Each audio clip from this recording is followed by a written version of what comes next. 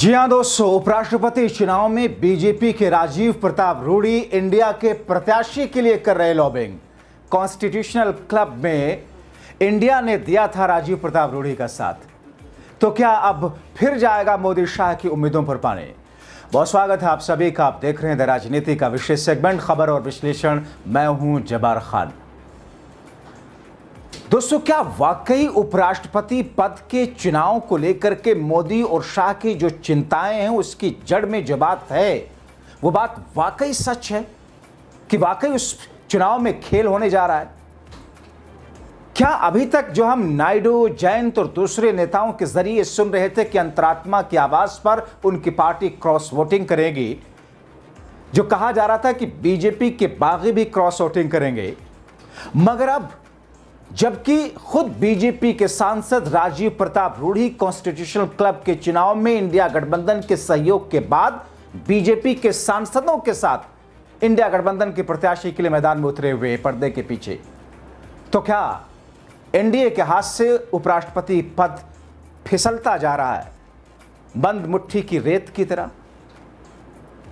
और आखिर ऐसा क्यों कहा जा रहा? विस्तार से सब कुछ आपको बताते हैं दोस्तों, आपको याद है ना कि हाल में दिल्ली में कॉन्स्टिट्यूशनल क्लब जिसकी जो बॉडी है उसमें जो प्रत्याशी खड़े होते हैं उसमें दोनों ही बीजेपी के थे, मगर एक साइड में अमित शाह और मोदी के लॉबी के प्रत्याशी थे, अमित शाह और मोदी ने खड़ा किया। दूसरी तरफ दूसरे सांसद थे राजीव प्रताप रूडी। इत्तेफाक से ये बीजेपी के टिकट से ही चुनाव जीते हैं, बीजेपी के सांसद हैं, मगर मोदी शाह वाली पूरी लॉबी संजीव बालियान को सपोर्ट कर रही थी। और दूसरी तरफ राजीव प्रताप रूडी, उनको हटाने के लिए क्या क्या नहीं किया गया, और फिर इंडिया गठबंधन ने राजीव प्रताप रूडी का साथ दे दिया। खुद सोनिया गांधी सरीखे, खड़गे सरीखे लोगों ने जाकर के वोट किया और जीत गए बम्पर तरीके से। संसद की वो फोटो आपने देखी होगी, राहुल गांधी से 2 बार की मुलाकात पहले और बाद में, थैंक यू राहुल गांधी को बोलते हुए दिखे। जबकि मोदी और शाह जिनसे वो चिढ़ते हैं वो किसी अपने नज़दीकी रिश्तेदार और करीबी का तो छोड़िए, अपने जानने वाले के लिए भी ये पसंद नहीं करेंगे कि उस शख्स के आसपास भी भटके। भटकना तो छोड़िए, मीडिया में कोई खबरें दिखें, मगर राजीव प्रताप रूडी ने डंके की चोट पर राहुल गांधी से हाथ मिलाया था और थैंक यू बोला था। अब राजीव प्रताप रूडी ऐसा लगता है कि कर्ज उतारने की कोशिश में है। दोस्तों, राजीव प्रताप रूडी ने देश के एक प्रतिष्ठित मीडिया हाउस को अपना इंटरव्यू दिया और उसमें कई सारे खुलासे किए। कहा यह जा रहा है, उन्होंने क्या कुछ कहा वो भी मैं आपको बताता हूं, कैसे ये बातें वो खुद कह रहे हैं। जो बातें मैं आपके सामने रख रहा हूं उस बात का समर्थन वो खुद कैसे कर रहे हैं। लेकिन दोस्तों, दिल्ली की राजनीति में लुटियन जोन में यह कहा जा रहा है कि साहब इंडिया गठबंधन के लिए जो एनडीए के सांसद हैं, एनडीए की पार्टियां हैं और दूसरे सहयोगी हैं, उनकी तो छोड़िए, बीजेपी के अंदर एक बड़े वर्ग वाले सांसदों को राजीव प्रताप रूडी लामबंद करके इंडिया गठबंधन के बी सुदर्शन रेड्डी के पक्ष में वोट करने के लिए लॉबिंग कर चुके हैं और कर रहे हैं। देश का एक प्रतिष्ठित मीडिया हाउस है एबीपी, जहां पर राजीव प्रताप रूडी ने इंटरव्यू दिया और कहा, उन्होंने इस पोर्टल पर भी इस खबर को छापा है। राजीव प्रताप रूडी ने खुलासा किया कि बीजेपी के कुछ साने मित्रों ने उन्हें हटाने की कोशिश की। देखिए, सीधा अटैक अपनी ही पार्टी के। कहते हैं कि बीजेपी के कुछ साने मित्रों ने उन्हें हटाने की कोशिश की थी। उन्होंने इसका उदाहरण देते हुए कहा कि ऐसा प्रयास नए राजनीतिक चेहरे कर रहे थे जो कि सियासत के भ्रम में पल रहे थे। अब भ्रम में पल रहे थे, भ्रम किसका बनाया हुआ था? जाहिर तौर पर 2 ही लोगों की बीजेपी में चलती है, मोदी या शाह। तो सीधे सीधे राजीव प्रताप रूडी टकराव की स्थिति में आ गए क्या? उन्होंने यह भी स्पष्ट किया कि उनका उद्देश्य कभी भी सत्ता संघर्ष रहा ही नहीं, बल्कि क्लब की सेवा करना, उसकी गरिमा बनाए रखना।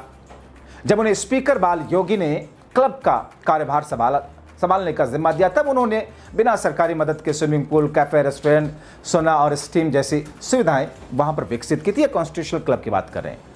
मगर अब जो राजीव प्रताप रूडी कर रहे हैं वो और हैरान करने वाली है। राजीव प्रताप रूडी ने कहा कि इस बार उनके विरोधी संजीव बालियान भी चुनाव में उतरे, लेकिन उनका नामांकन भी समस्याओं से भरा था। यह पूरी रणनीति सिर्फ उन्हें हटाने के लिए थी। राजीव प्रताप रूडी ने कहा कि यह सारी की सारी रणनीति राजीव प्रताप रूडी को हटाने के लिए की जा रही थी। अब संजीव बालियान अगर प्रत्याशी हैं अमित शाह के, तो फिर रणनीति भी शाह की होगी। तो क्या शाह की रणनीति पर कटाक्ष कर रहे हैं? वो कह रहे हैं कि रणनीति उनको हटाने की थी कि वहां से क्लब से राजीव प्रताप रूढ़ी को किसी तरीके से हटाओ। उनकी रणनीति थी ही नहीं कि साहब उसे उसका विकास करना, उसे और विकसित करना। और यह भी कहा कि उनके खिलाफ चलाए गए प्रचार अभियान पूरी तरह गलत, बेबुनियाद थे, झूठ पर थे। तो कौन प्रचार कर रहा था? डिग्री दुबे, निशिकांत दुबे? निशिकांत दुबे जिस तरीके मोदी और शाह के चेले या दूसरे लोग, चेले चूंकि आम बातचीत में भाषा में कहा जाता है, इसका प्लीज गलत मायने ना निकालें।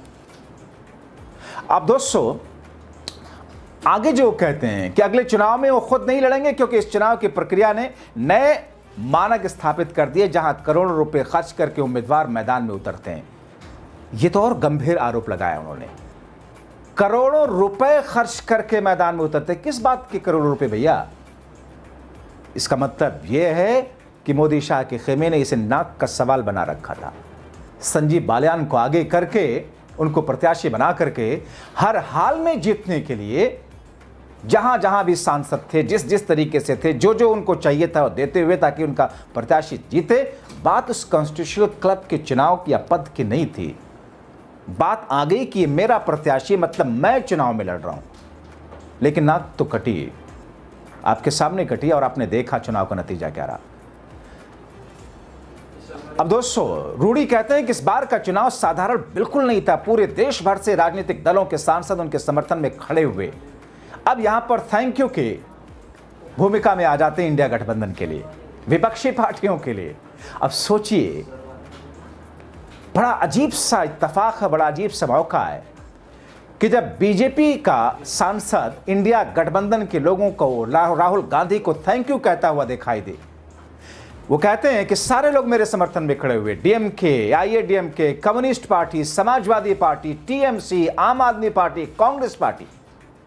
वो कहते हैं कि बीजेपी वालों ने भी तो मुझे वोट दिया। यानी कि बीजेपी के वो लोग, जो लोग मोदी और शाह के लॉबी के प्रत्याशी को नहीं दिए वोट। यही बिंदु है दरअसल। सीधे सीधे जो बातें राजीव प्रताप रूढ़ी ने कही हैं दोस्तों, वैसे पेशे से पायलट है राजीव प्रताप रूढ़ी, जहाज उड़ाते हैं राजीव गांधी की तरह। तो दोस्तों सीधे सीधे इन्होंने कहा कि मुझे सबने वोट किया, कांग्रेस ने किया, समाजवादी, अब देखते जाइए, मोदी विरोधी कांग्रेस ने किया, मोदी विरोधी सपा ने किया, मोदी विरोधी टीएमसी ने किया, मोदी विरोधी आम आदमी पार्टी ने किया, मोदी विरोधी और शाह विरोधी डीएमके ने किया, मोदी शाह विरोधी कम्युनिस्ट पार्टी ने किया, मोदी शाह विरोधी एआईएडीएमके जलता वाली पार्टी ने भी किया, क्योंकि पार्टी का एक बहुत बड़ा धड़ा मोदी और शाह से चिढ़ रहा है, क्योंकि उनकी पार्टी भी तोड़ दी थी इन्होंने। अब दोस्तों पूरा इंडिया गठबंधन जिसके साथ में खड़ा था उसको तो जीतना था। पूरा इंडिया खेमा, मोदी शाह का खेमा अपने प्रत्याशी संजीव बालियान को जितवा नहीं पाया था। तो अब कर्ज उतारने की बारी है राजीव प्रताप रूढ़ी की, और राजीव प्रताप रूढ़ी ने साफ साफ धन्यवाद अदा करके कह दिया।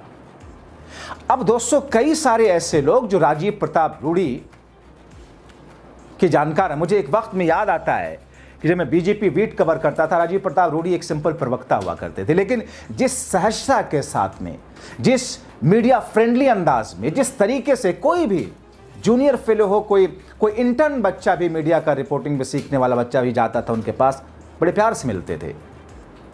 बहुत सारे ऐसे कांग्रेस बीजेपी दोनों में ऐसे कई सारे प्रवक्ता और ऐसे नेता रहे जो कि आपको लगेगा बात करके उनसे कि वो आपकी बेइज्जती कर रहे हैं। मैं कांग्रेस के ऐसे 4-5 नेताओं को, पूर्व मंत्रियों को और प्रवक्ताओं को जानता हूं। उस वक्त में खास तौर पर जब लाइव व्यू का प्रचलन नहीं था, ओबी वैन्स घर पे जाया करती थी। आजकल तो आप जो है अलग अलग ऐप के ज़रिए से बैठ जाते हैं, घर से ही डिबेट में शामिल हो जाते हैं। लेकिन तब जब व्हाट्सएप नहीं था, जब लाइव व्यू नहीं था, जब ओबी वैन थी, और जब कैमरामैन और ओबी इंजीनियर जाते थे वहाँ पर और उनके घर पर कैमरा सेट करते थे, कई कैमरामैन ने कई सारे ऐसे नेताओं जिनके बदतमीजियों की कहानी सुनाई, वो हीन भावना से देखते थे। खैर, लेकिन और ऐसे बीजेपी में भरमार है नेताओं की। लेकिन राजीव प्रताप रूढ़ी जिस अंदाज में सहजता से, वो चाहे सीनियर हो रिपोर्टर, जूनियर हो, और बड़े खुल करके कई बार दोस्तों प्रेस कॉन्फ्रेंस होती है तो प्रेस कॉन्फ्रेंस के बाद में ऑफ द रिकॉर्ड बात होती है, और उस ऑफ द रिकॉर्ड का मतलब ये होता है कि जो कुछ बातें हो रही हैं उसको आप अपनी खबरों में नहीं ले जाएंगे, अगर ले जाएंगे तो कोट नहीं करेंगे किसने कहा है। उसी प्रेस कॉन्फ्रेंस हॉल में कैमरे के सामने प्रेस कॉन्फ्रेंस करने के बाद वो प्रवक्ता बैठते हैं, ये चलन है, आज भी चलन है, और ऑफ द रिकॉर्ड पहले होती थी, अब तो रुक गई, ऑफ द रिकॉर्ड बातें करते थे। और उस वक्त पत्रकारों के भी एक ईमानदारी थी कि वो ना कोई उसे रिकॉर्ड करता था, ना किसी मोबाइल फ़ोन में ऑडियो रिकॉर्ड करता था, ना वीडियो रिकॉर्ड करता था, उससे इंफॉर्मेशन हासिल करते थे, उस बुनियाद पर आगे की स्टोरीज डेवलप करते थे या सूत्र के जरिए उसे चलवाते थे कि ऐसा हो सकता है। खैर आज ना पालतू मीडिया में वो ईमानदारी बची है और ना उन प्रवक्ताओं और नेताओं में वो हिम्मत। तो दोस्तों राजीव प्रताप रूढ़ी ने जिस अंदाज में मोदी और शाह की लॉबी वाले प्रत्याशी को हराया इंडिया गठबंधन राहुल की टीम की मदद से, अब कहा यह जा रहा है इनके जानने वाले जो लोग हैं कि साहब कर्ज उतारेंगे, और अंदर ही अंदर लॉबिंग कर चुके हैं। दोस्तों कॉन्स्टिट्यूशनल क्लब का चुनाव जीत कर एक बड़ा राजनीतिक कदम उठाया राजीव प्रताप रूढ़ी ने, सफलता हासिल की। 5 बार लोकसभा के सांसद, 1 बार राज्यसभा के सांसद, केंद्र में 2 बार मंत्री रह चुके हैं। राजनीतिक करियर में अब तक की सबसे बड़ी चुनौती का सामना करना पड़ा, और इस बीच में जाहिर तौर पर जिस अंदाज में जो बातें खुल करके उन्होंने रखी, ये बातें, ये खबरें जब सुनेंगे बीजेपी वाले तो फिर उनके पैर डगमगाने लगेंगे, क्योंकि अगर बीजेपी के अंदर सांसदों की एक लॉबी राजीव प्रताप रूढ़ी के साथ खड़ी होकर इंडिया गठबंधन के उस प्रत्याशी के हक में वोट की, तो फिर मामला तो मोदी शाह के हाथ से गया। फिलहाल आप क्या सोचते हैं दोस्तों, अपनी राय कमेंट बॉक्स में जरूर लिखें। अभी के लिए इतना ही, बहुत शुक्रिया।